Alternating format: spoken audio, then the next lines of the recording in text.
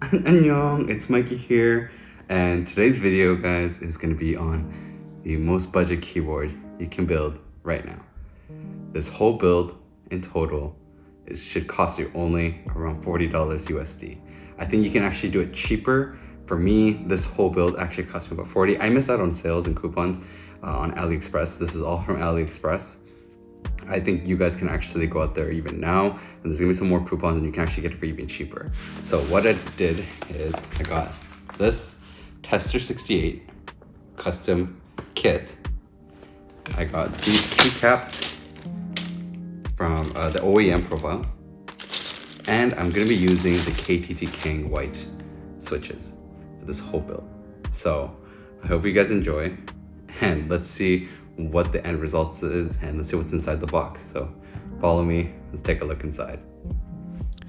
So before we look inside what's in the box, let me tell you guys what's part of this build. So we have these keycaps, OEM profile, cheap from AliExpress, and I got these KTT King white.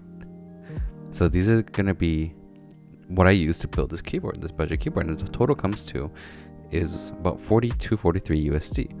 Now the keycaps were about $6-7 USD, switches coming to be about 20-ish, and then the board itself about 18. So whole build together, really budget. And I think honestly you guys can do even cheaper. There's so many different ones out there. I even saw the MMD ice cream switches for a lot cheaper, and even keycaps. I would actually choose something different.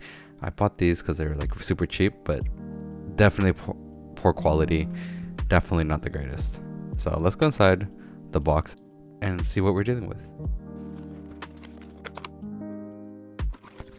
So as you guys can see, it just comes with a manual, a switch puller, and a keycap puller, which are not great, and it's just pure plastic. It's actually just only wireless with a dongle, no USB cable at all. So we're gonna quickly look inside the keyboard itself, what's actually inside. So once we take it apart, you see that it has a metal switch plate on top, has silicone in between, and then the board itself, and underneath is a very thin foam. You get just a really poor quality foam inside.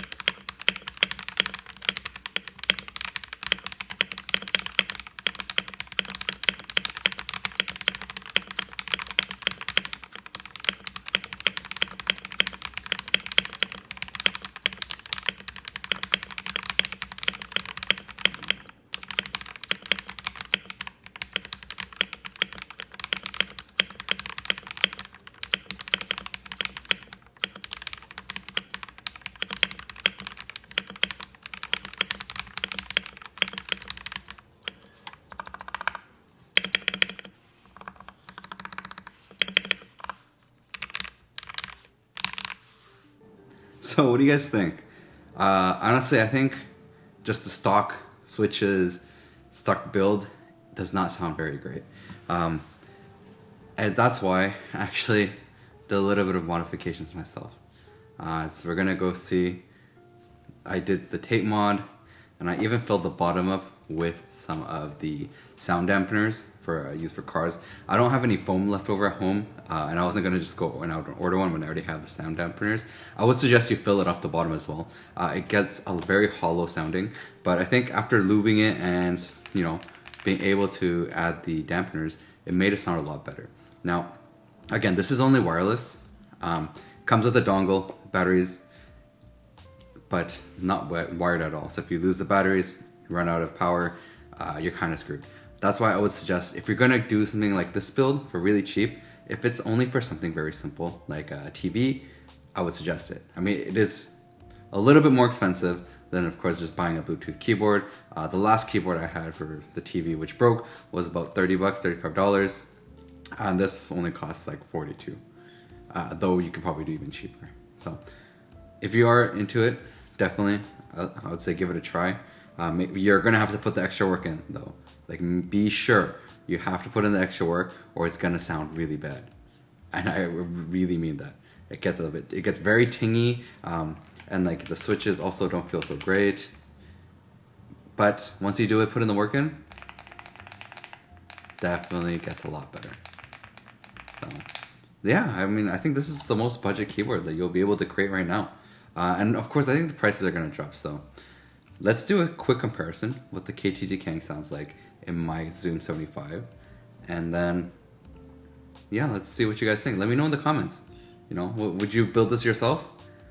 And please tune in, you know, like, subscribe, turn on that notification bell. Because I got a series of doing the MM switches with 36 combinations going on. And I have a lot more keyboards coming in. And you guys, even the Wuting 80, it's on. It's like I've already ordered it. So please make sure support this channel. Help me grow. You know, I would love to keep doing this. See you guys next time. So the basic mod I did was a tape mod to the back of the PCB, and then I used some sound dampeners that I'm going to just put in the bottom and then fill it up because it just sounded so hollow and horrible. So I'm gonna fill this all up to make it a bit denser. Let's go and hear what it sounds like after I did everything.